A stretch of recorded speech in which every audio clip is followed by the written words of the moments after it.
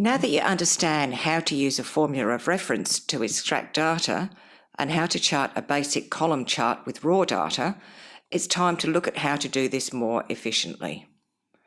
To get the best results for your dashboards, you need to smarten up your data to get the most out of it.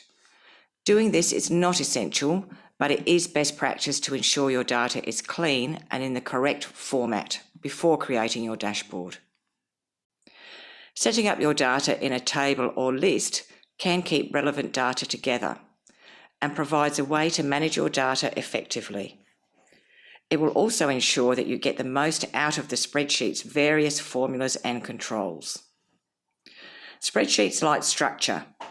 Once set up correctly, you will not only save yourself time, you will ensure maximum flexibility of your data, both now and in the future.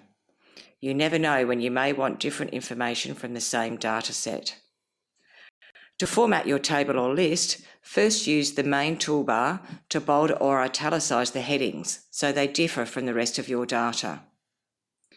Resist the urge to highlight and format entire columns and rows. This creates unnecessary formatting in cells that do not require them and adds to your workbook size.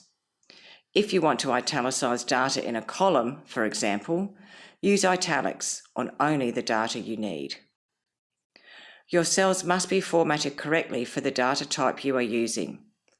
This could mean selecting the desired date format, formatting your numbers, and making sure your decimal places are consistent.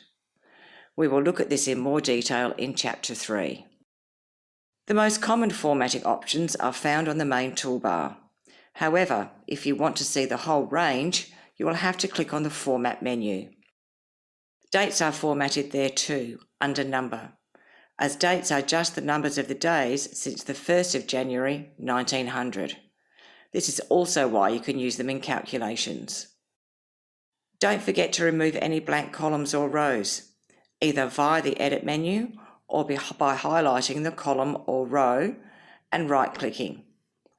Ensure you have sorted your data, as many spreadsheet functions require this, such as VLOOKUP.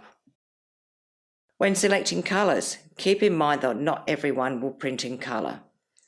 Do you need to use your company colours? Do you need to use cell shading? Will you need to print copies of your dashboard, or is it intended to only be viewed on a screen? If you decide to print copies, try shading the cells using greys, or use a white font on a black cell background. Colours look good on screen, but overdone formatting is not professional. Less is more. Now you know how to improve the efficiency of your data, let's put this into practice and clean up your data set so it is optimised and ready to use to